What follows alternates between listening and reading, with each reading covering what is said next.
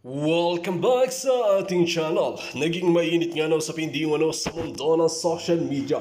Tila bistado na nga itong si Tambalos Los Romualdez. Harap-harapang linabas ang mga video ng mga kabalbalan na kanyang ginagawa. Dito nga natin makikita mga kaibigan na solid evidence na nga ito. Dito natin makikita na talagang pinagkakaisa na itong si Romualdez dahil talagang sobra na ang kanyang ginagawa sa bansang Pilipinas. Lalong-lalo na talagang kawawa ang taong bayan at talagang ang protector niya ay si Lisa Smugs at si Kuting ng Norte na ito. Kaya naman dapat nang maalis sila sa pwesto at kaladkarin na sila. Dito nga natin makikita mga kaibigan na handang-handa na nga rin si VP Sara Duterte para kalabanin ang mga tiwaling mga opisyalis ng gobyerno, lalo-lalo na si Tambaluslos, Kuting na ito, dahil hindi na nila ginagampanan ang kanilang tungkulin na kung titingnan natin mga kaibigan ay halos magdadalawang taon na silang nakaupo sa pwesto ay wala pa rin silang ginagawa sa bansang Pilipinas. Ngunit mas marami ng expenses na sinasabi na maraming proyekto na kanilang ginagawa. Ngunit napag-alaman na tila halos kalahati at bilyon-bilyon ang kinukuha ng mga pulpolitiko na ito. Kaya naman talagang hindi nila mailabas ang resibo dahil alam nila na sila ay korap na opisyales at hindi sila magpapa-audit dahil alam talaga nila na wala silang laban. Kaya naman dapat magpa-audit na ang mga politiko na ito. Well mga kaibigan, para nga sa karagdagang impormasyon, panoorin nga natin ang buong video. At kung bago ka pa lamang sa aking channel, huwag kalimutan i-click ang subscribe button at notification bell para lagi kang updated sa ating mga bagong video. At para sa sulit viewers natin dyan, maraming salamat sa walang sawang pagsuporta. Mo. Tatanong nyo, may andi dito sila Macber, siguro yung mga iba pang vloggers dito, alam natin yung gawain ganun. Wala kang loyalty. Ha? Wala kang magagawa, opinion ko yun. Alam mo yan ang sisira sa bayang Pilipinas, yung mga taong ganyan. Galit na galit ako sa taong walang loyalty. Matupad lang ang pangarap, kukuhanin ang pangarap sa maling paraan. Sabi dito ni DJ Duco, binihisan siya ng SMNI, kaya nga eh. Kunwari ako ganon, hindi na para ipiting ko pa SMNI ng ganon. Sitain mo lang. Sabi mo, SMNI. Kunwari ako yun may nakikita ako mali sa SMNI. May message ko personal. Oy, Pastor Tibuloy, mali ang ginagawa mo. Ka Eric, mali ang ginagawa mo. Hindi ako sangayon dyan. Tapos tatahimik na ako. We know what you're doing in araw-araw mo. Ang tanong, kanino galing ang utos? Siya ng lawyer. Ako, ito, mag-iingat po kayo ha. Kay kaibigan, kay asawa, kay business partner, ingat ako dito. Kahit saan.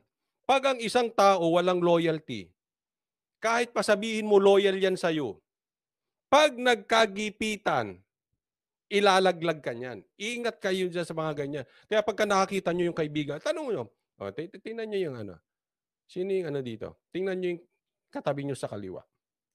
O yung sa kanan. May loyalty ba itong katabi ko nito? Pag-aawayin pa yung mag-asawa. Hindi, tingnan ninyo. O yung kaibigan kong yun, may loyalty ba? Kasi, kung yung taong yan, walang loyalty sa iba, kahit sabihin natin, loyal yan sa'yo, lahat ng tao dadaan sa gipitan. At alam natin ang isang tao paano magre-react. Pag hindi yan loyal at nagipit or may naharap na pangarap, laglagan time. Ay, Spencer Lacalle, shout out sa iyo. Andito sila si Spencer. Hello. Zocat Vlogs. Ayan, subscribe din, Spencer Lacalle, ha? Napakagaling yan. Naku, mga taga-Hong Kong talaga. Oh. Matitindi. Taga-Hong Kong ko, di ba, Spencer? O, kaibigan ni, ano yan, ni Jojo Di Guzman. Aurea Haway, maraming salamat po sa kusang loob at sa pag-sponsor ng live na ito. Mag-iingat kayo sa anong klase man na tao, hindi, pag nakitaan nyo ng hindi loyal, delicates yan.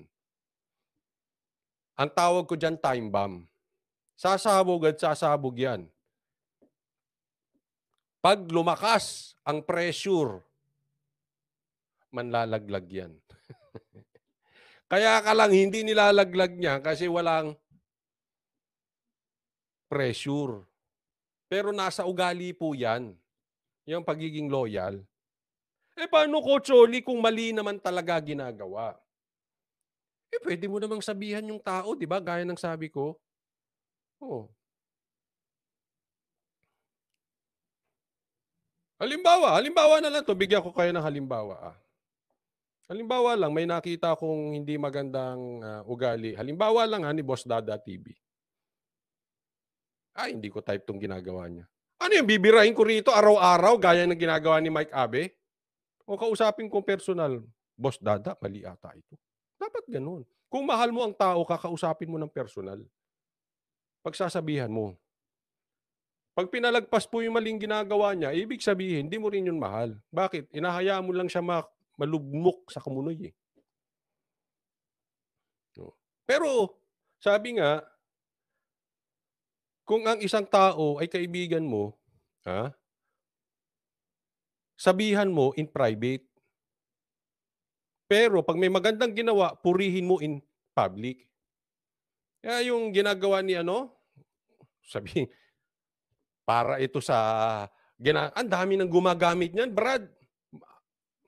Tigil-tigilan nyo kami yun dyan. Itong ginagawa ko, kasi kami ay para sa bayan. Utot mo. Funny Putnam, shout out sa'yo. Maraming salamat sa pag-sponsor ng live na ito at sa kusang loob. Funny Putnam. Mali yun. Mali yun.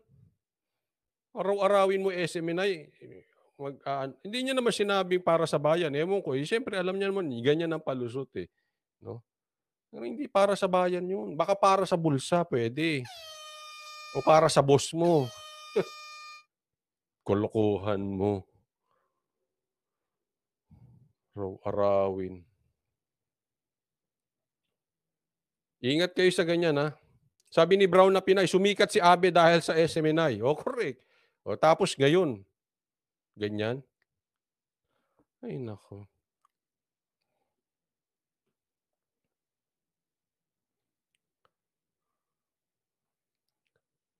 Thank you sa mga nagbigay po ng stars. Rowena Lubiano, Mami Tassel, Kenel, Conrad Loste, Bert, and Aurea Haway. Salamat po sa stars, Facebook stars.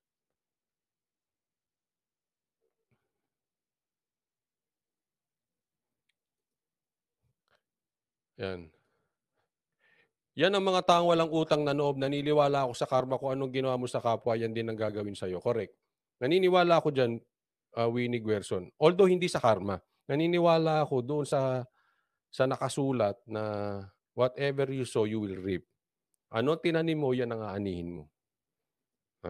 Kung judgmental ka sa isang tao, ikaw ay mahuhusgahan din. Kung paano ka maghusga sa ibang tao, mahuhusgahan ka rin ng ganun. Katulad niyan.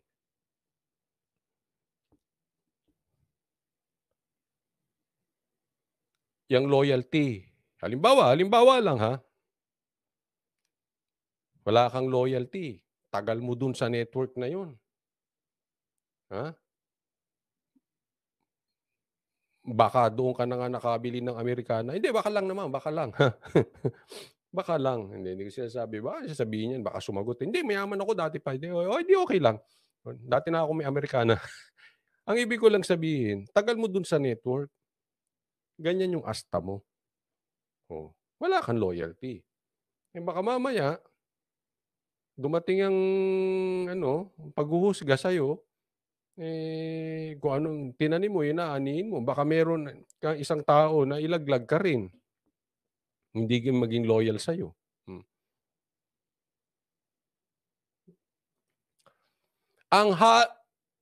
Halos natulungan ng SMNI mga walang utang na loob. Jing Corpus, maraming salamat po sa kusang loob at sa pag-sponsor ng live na to.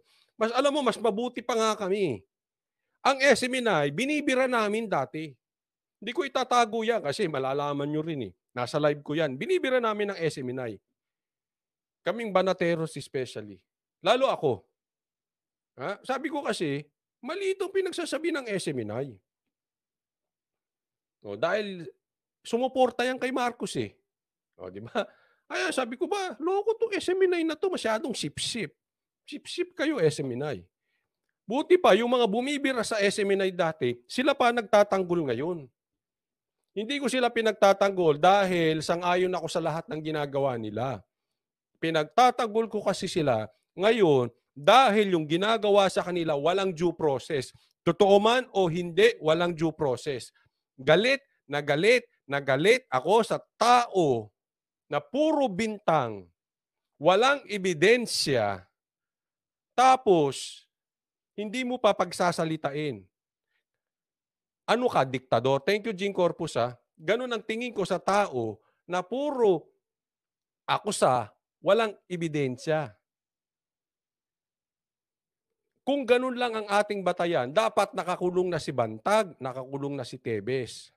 Bakit? Hindi naman pala tayo sa ebidensya nakatingin eh. Puro lang tayo meron akong ebidensya o salaysay, marites. Diba? Kaya ang pinagtatanggol ko sa SMNI ngayon, due process, bigyan nyo ng due process ang SMNI. Dinggin nyo muna sila. Gusto nyong ikulong nyo. Gusto nyong sarahan, isaran nyo. Pakinggan nyo muna. And that is part of the law.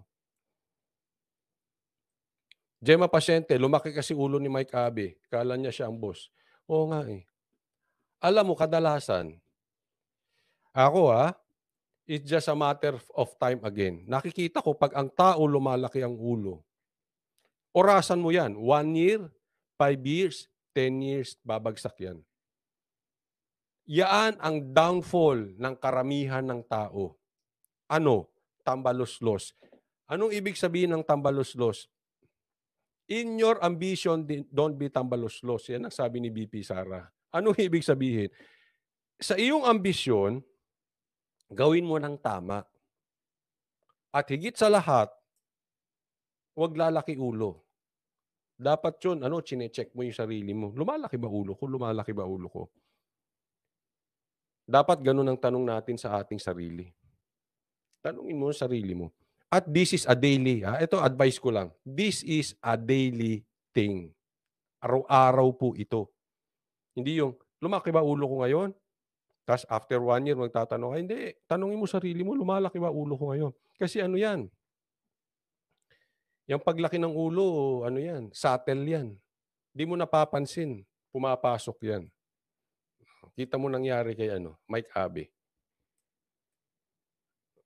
Ngayon, pag sinabihan mo siya, alam mo Mike Abe, ang laki ng ulo mo. Tatanggapin ba niya? I don't think so tatanggapin niya. Mag-i-excuse siya kung ano-ano. Opinion niya yan. Opinion ko to. Sa akin, lumaki ang ulo basta nawala ang loyalty. Tapos ang istorya.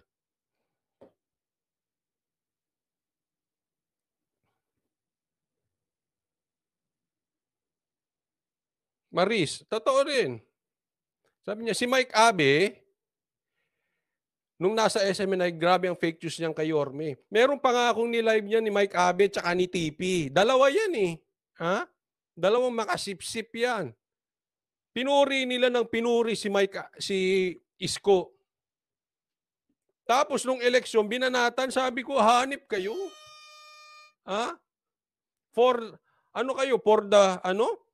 For the boss?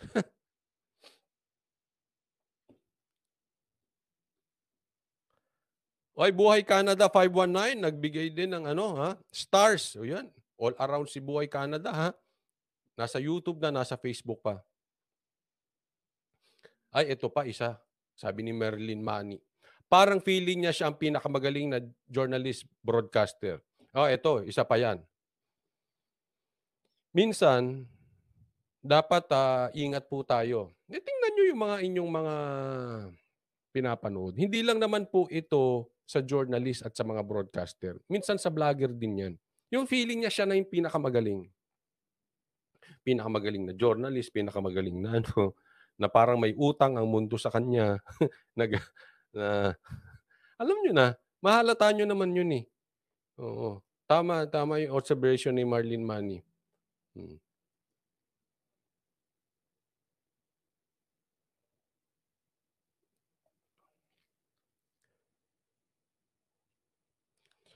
Nag-iba na yan si Mike Abe, hindi ko na pinapanood.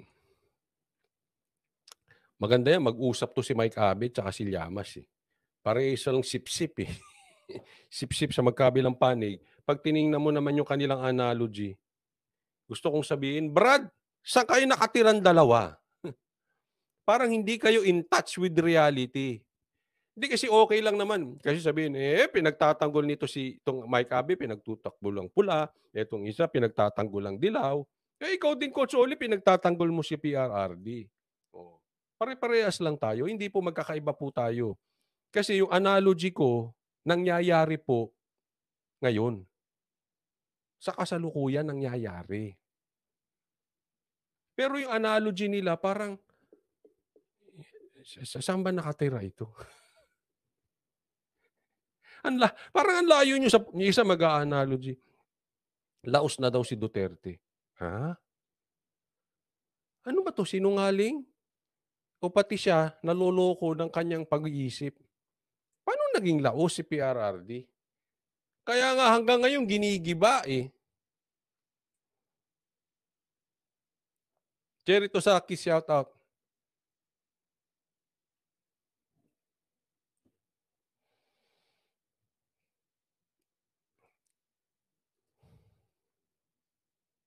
Dapat, pagka nag-analyze ka ng isang bagay, yung nangyayari sa ground, yung nangyayari sa pang-araw-araw ng mga Pilipino.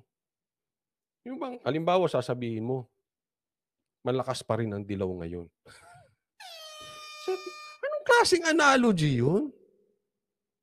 Saan ka ba nakatira? Sa Earth ka ba nakatira o sa buwan? Malakas ang dilaw? Ha?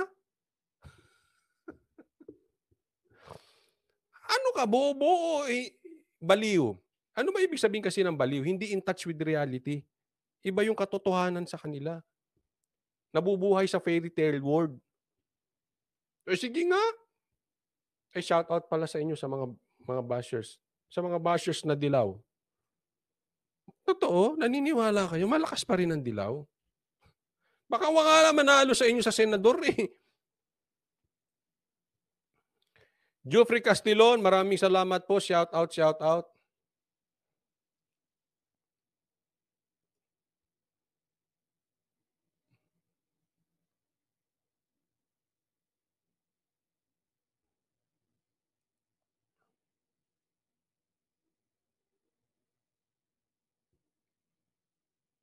Sabi dito, baka nakatanggap si Abby ng Christmas bonus, coach, mula sa sukli. Baka Christmas budol yan. Hindi Christmas bonus.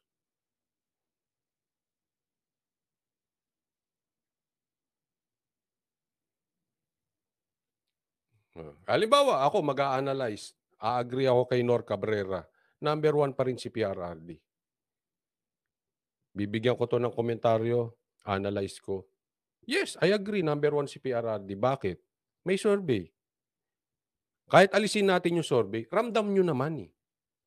Ramdam yan ng kahit dilaw ng pula. Ramdam. Kaya nga idinidiin. Kaya nga sinisiraan si PRRD.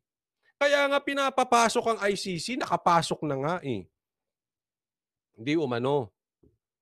Kung ang Duterte hindi number 1, it's useless papasukin ng PR ang ICC. It's useless siraan ng mga Duterte. Bakit? Kasi wala nang kwenta. Ang may kwenta, Number 1. Kaya sinisiraan. Ganun kasimple yun. Napakalakas ni Duterte, kaya sinisiraan. Ikaw ba, babato ka ba ng puno na walang bunga? Ang bumabato sa puno, gustong kumuha ng bunga. Yung hitik sa bunga.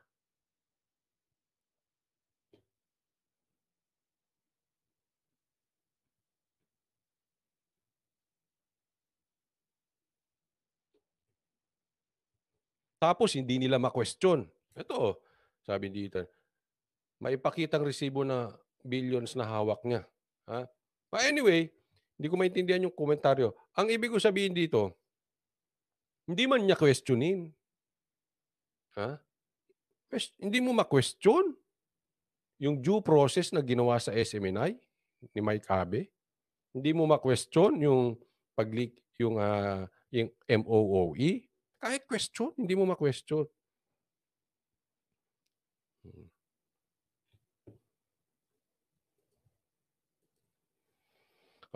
Bago tayo magsimula, pasalamatan ko muna yung nag-sponsor ng live natin kahapon. Nagbigay ng super chat, Leonila Rix, Aurea Hawaii, Jean Corpus, Gina Estrebor, Buhay Canada 519. Nagbigay ng Facebook stars, Mami Tazel, Kenzel, Maya, Snell Feli, Gloria Hoffman. At nagbigay ng membership, Gemma Pasyente. Maraming salamat po sa inyo.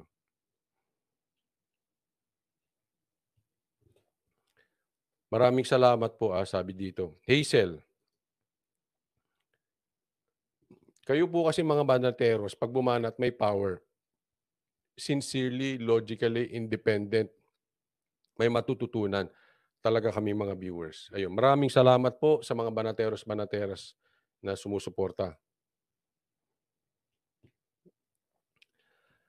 Sir Oli, lumilinaw na ang sinag ng Pilipinas sa Duterte. Correct. Sobrang linaw na, Winston, kaya binababagsak. Kaya nga mahaba-haba pa ang panahon eh. Kailangan na bantayan natin. Again, sa mga DDS at sa mga bagong DDS at sa mga lumang DDS at lahat po ng sumusuporta sa Duterte, let's take our cue from PRRD. Ganun lang kasimple yan. Nakita naman siguro natin ang trabaho. Kahit naman si Sara. Ang ganda ng ginawa ni Sara sa Davao. At ako, bilib na bilib sa ginagawa ni Sara patungkol labanan itong mga NPA. Yan po ang isa o pangalawa sa salot sa bansang Pilipinas. Una, droga. Pangalawa, yung mga rebelde. Kaya magaling talaga itong Duterte. Si PRRD tsaka si Sara magaling talaga. Feliz Nel, maraming salamat po. Thank you. Feliz Nel sa stars. Okay, simulan na po natin. Gusto ko lang bigyan ng komentaryo. Baka ito, iba sa inyo, napanood nyo na ito. Pero gusto nating ipakalat pa lalo itong video na ito. Actually, kalat na nga po ito. No? Sa aking palagay, kalat na po itong ipakalat pa para makarating itong ating tanong. Meron kaming tanong sa inyo, Romualdez. Ang taong bayan ay nagtatanong kung totoo ba itong video na ito. Gusto kong bigyan ng komentaryo po ito.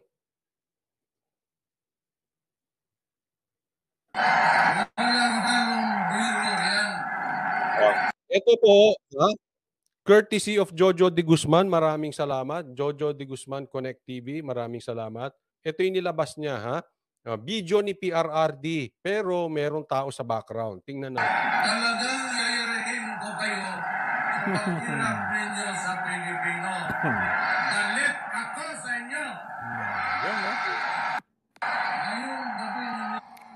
So nakita natin dito si Pangulong Duterte, hindi pa siya Pangulo dito, at nung panahon na ito ay siya ay nangangampanya, at very strong, makikita mo talaga yung may political will, at very powerful ang bawat pronouncement niya.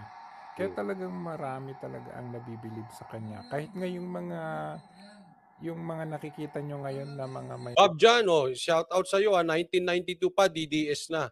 Until now and for tomorrow. Yan. Thank you, Bob Jan. yung mga tumalikod kay PRRD, yung may mga interest na ngayon, bilib na Yeah, pag-uusapan natin yung traitor. Ang ganda na sinabi. Ang ganda ng tanong mo patungkol kay Mike Abe. Yung walang loyalty. Sabi niya ni Pearl Gantan, 15 years siya sa SMNI. Diyan siya nabuhay. Pinapatuguyan niya siguro si Mike Abe. Tapos binibira pa ang SMNI. Yan ang mga taong walang loyalty. Kayo po, pagka meron tao sa paligid ninyo na hindi loyal, ingat po kayo. Warning. Kahit kasama nyo yan.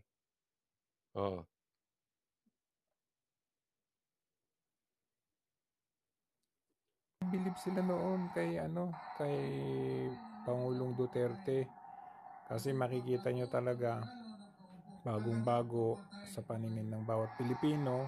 Nakikita natin na palaban, kahit dito pa lang talagang minumura niya at nilalabanan niya yung western ba, at pati yung mga kalaban, mga durugista, ganun. Ito yung kampanya ito Tingnan nyo kung nyo, sino yung mga hindi kayo nakapaligid na magugulat, tao dito sa kampanya niya.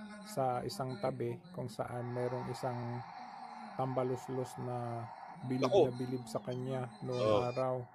Pero ngayon, anong ginagawa niya doon sa anak ni Tatay Digong?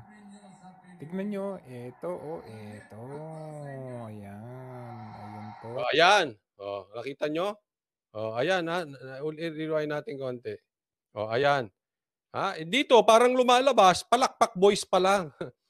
Tanong lang po, Speaker Romualdez, ito raw ay kampanya ni Duterte. Malamang ito yung 2016. Hindi natin alam kung kailan exactly itong video na ito. Pero lumalabas dito, palakbak boys ka pa lang. Isa ka pa lang, Romualdez, sa mga palakpak boys ni PRRD. Ang tanong, asan ang loyalty? Di ba? Yun eh. Bakit ngayon parang naiipit si Sara? Wag na tayo magmaang-maangan. Kaya nga, dinediretso ni PRRD ito si Tamba. Ako na ang kakampanya sa'yo. Ayoko maging presidente. Yung anak ko, sabi niya, hindi, gusto namin, PRRD. Walang niya. 2022 pa namin tinutulak. Hindi tumuloy si Sara. Itutuloy niya sa 2028. But anyway, sabi ni PRRD, ikakampanya pa kita. Di ba? Alam natin na meron na talagang hidwaan si PRRD at saka si Tamba. Isipin mo yan. Palakbak boys ka pa lang. Buti nga nandiyan ka sa likod at sa stage. Kasi alam ko ang kampanya eh.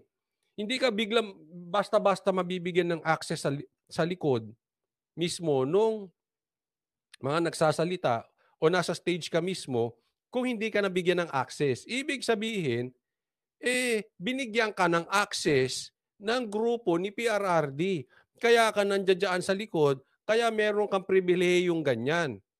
Bagamat ikaw ay palakpak boys pa lang, anong nangyari? 'Di ba? Hindi siguro bata pa siya dito, hindi to siguro 2016, no? Tuloy natin. Ayun po, ayan.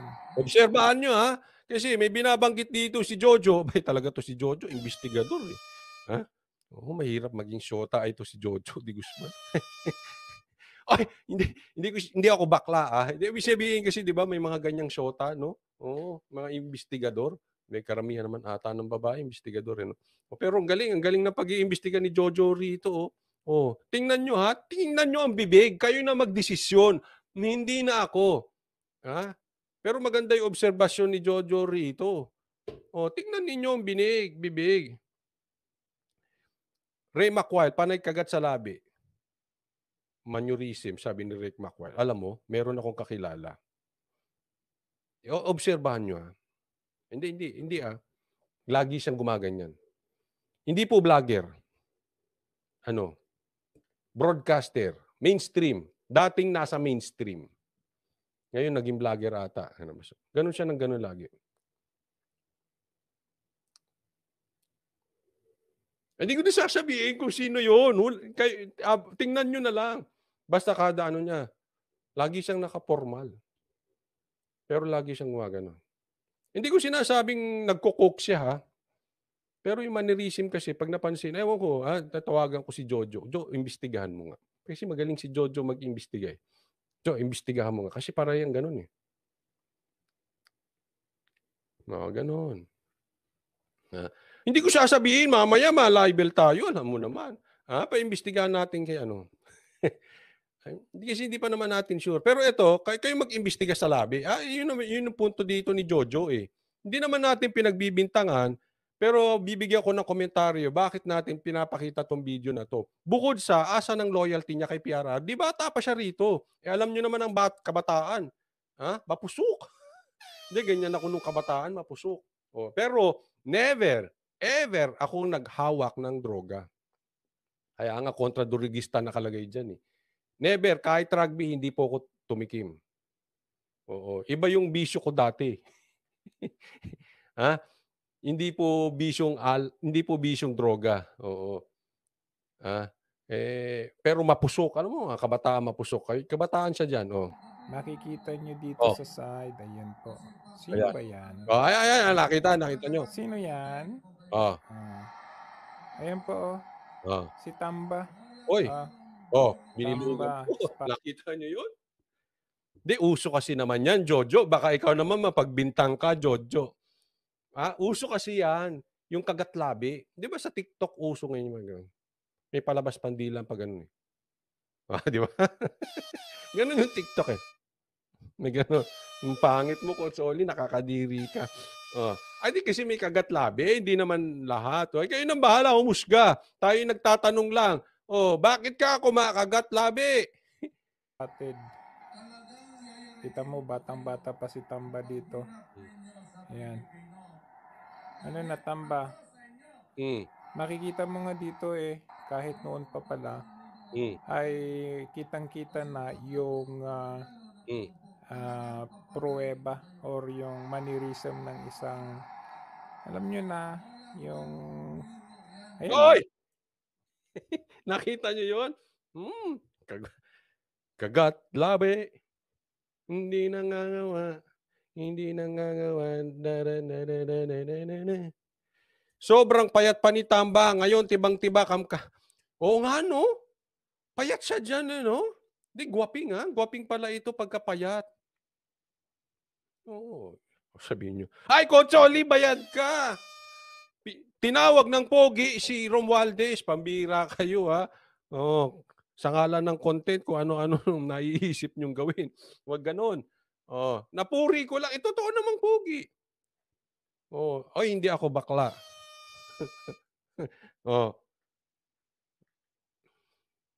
Hindi lang ako insecure. Pag pogi, sasabihin natin pogi. Ano masama doon, di ba? Pero ngayon, iba na. Magka-size na sila ngayon ni Boying. Parang best friend kayo ni Boying eh, no? Kayo ba nagiinom? Nagtatanong lang, ha? Kayo ba nagiinom? Or magka-jamming ba kayo sa pulutan? Kasi ang laki niyong dalawa ngayon eh. Sabi ni Blank Page, anong pogi? Mukha ngang croc eh. With pulbs. Hindi ngayon. Blank Page. Yung ngayon. Hindi. I mean, yung dyan sa video, hindi yung ngayon. Dyan sa video kasi bata pa. Payat pa. Di ba? May pagka-ano eh. May pagka-mistiso eh. Di ba?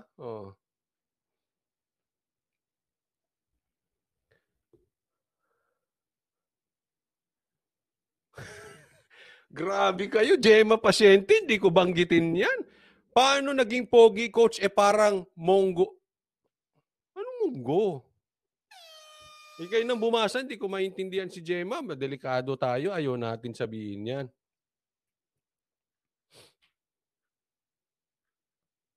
Mahirap yan. Basta ituloy natin. Ayun tingnan nyo. Mannerism yan ng nagko-cocaine, sabi ni Pangulong Duterte. Like pinsan, ano? Hindi ako ito tanong ko lang ha. Hindi kaya ako pinapakita tong video na to. Hindi po tayo nagbibintang, ha? Ang husgado ang kung meron mang magdidemanda, sila lang ang husgado lang ang may karapatang maghusga. Ganun yung korte lang, no? Nakita ko tong video ni Jojo kaya sabi ko, naalala ko yung pangako ni DJ Bantag sa akin na kung siya ay magiging senador, isa po yan sa kanyang ilalakad. Ako, talagang dapat magkaroon ng mandatory, sa tingin ko lang mandatory drug test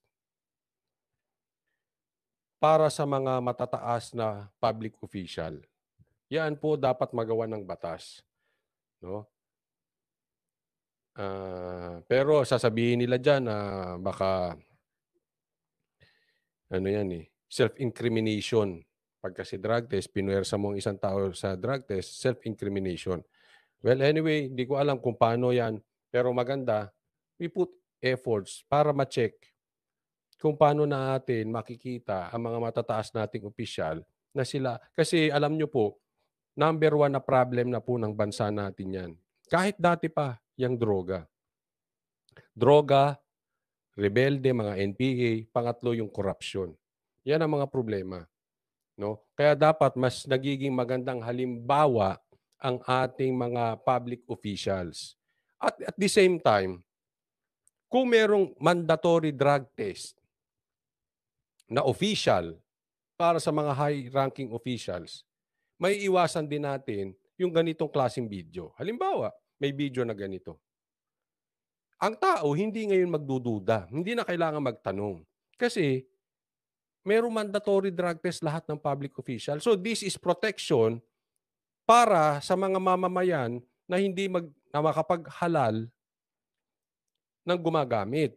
And at the same time, protection din to ng mga public officials na baka naiisipan ng mga mamamayan ng masama. Di ba? So, win-win to. Win-win to sa every Filipino. Kaya sana mayroong matinding congressman o senador, may grupo dyan na magtayo na talagang itaguyod ang drug test. Kaya ako po ito pinapakita. In protection of the public and also in protection of the public officials nang hindi sila napagbibintangan kung hindi man totoo. Diba? Oh. Hindi ko alam bakit ang pulis.